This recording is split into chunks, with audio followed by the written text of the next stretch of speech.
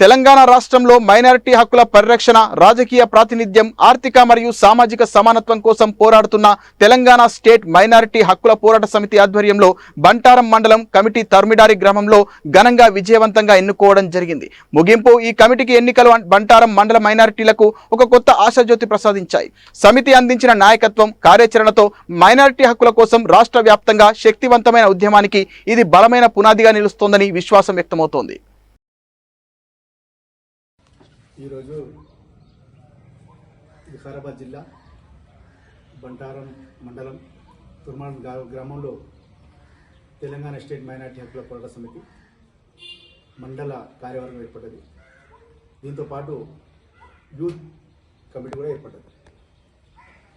ఈ యొక్క Telangana state minority హక్కుల పోరాట సమితి ఈ మైనారిటీల హక్కుల కోసం ఎల్లప్పుడూ పోరాడుతూ ముందు కూడా హక్కులు సాధించే దిశలో వెళ్తున్నది. ఈరోజు తెలంగాణలో ఏ పార్టీ అయినా కూడా, ఏ నాయకుడు అయినా కూడా ముస్లింలను ఓటు బ్యాంకుల వరకే వాడుతున్నారు, కానీ ముస్లింలను ఎప్పుడు కూడా హోదాలో కానీ, బెనిఫిట్స్లో కానీ, పార్టీ పదవుల్లో కానీ, నామినేట్ పదవుల్లో కానీ ఎక్కడ కూడా మైనార్టీలను అనగదొక్కుతున్నారు, కానీ ఇక్కడ మైనార్టీలు ప్రోత్సహించే పరిస్థితి లేదు. ఏదైతే ఎలక్షన్ వచ్చినప్పుడు మైనార్టీ నాయకులు వాడుకుంటారు, మైనార్టీ నాయకులను వాళ్ళకు భాయ్ అని పొగిడి వాళ్ళు క్షేత్రస్థాయిలో వెళ్ళి తమ యొక్క రాత్రిపై కష్టపడి ప్రతి ఒక్కరిని ప్రతిమాడి మీకు ఓటేసి గెలిపిస్తారు. గెలిపించిన తర్వాత ఏ నాయకుడు పట్టించుకునే పరిస్థితి లేదు. ఇక తీరా చూస్తే ఈరోజు తెలంగాణ వ్యాప్తంగా కాంగ్రెస్ ప్రభుత్వం వచ్చిన తర్వాత మైనార్టీల మీద దాడులు జరుగుతున్నాయి, మైనార్టీలను అణగదొక్కే ప్రయత్నం జరుగుతుంది. మనము రాష్ట్రపరంగా చూస్తే 2 సార్లు మంత్రి విస్తరణ చేసినా కూడా కానీ మైనార్టీ స్థానం కల్పించలేదు. ఒకటి మైనార్టీ హక్కుల పోరాట సమితి అనుకున్నది, ఏమనుకున్నంటే 3వసారి ఇంకా 3 ఉన్నారు కదా, ఆ 3లో మళ్ళీ తీసుకుంటారు ఏమనుకున్నాం.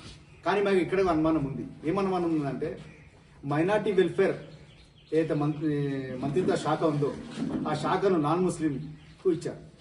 అంటే ఒక మైనార్టీకి కాకుండా ఒక నాన్ ముస్లింకు మైనార్టీ శాఖ ఇచ్చారు. కానీ మా మైనార్టీ హక్కుల పోరాట సమితి డిమాండ్ చేస్తున్నది ఏంటంటే, మీకు ఈ మైనార్టీ యొక్క ఓట్లతో మీరు గెలిచినారు, ఈ మైనార్టీ యొక్క పుణ్య ఫలితమే, త్యాగ ఫలితమే, కష్ట ఫలితమే ఈరోజు రేవంత్ రెడ్డి గారు ముఖ్యమంత్రి కాగలిగారు. ఒకవేళ కాగలిగిపోతే 1.8 మెజార్టీ ఏదైతే శాతం బీఆర్ఎస్ పార్టీకి, గత ప్రభుత్వానికి బీఆర్ఎస్ పార్టీకి, కాంగ్రెస్ పార్టీకి కేవలం 1.8% మాత్రమే తేడా ఉంది. ఆ తేడా 1.8% ఏది ఎఫెక్ట్ ఉందో అది మైనార్టీ ఓట్లే అని నేను ఈ యొక్క విలేకరుల సమస్యను చెప్పదలుచుకున్నా, ఈ ప్రభుత్వాన్ని చెప్పదలుచుకున్నాను. ఏదైతే ఈరోజు మీరు మైనార్టీలను మంత్రులు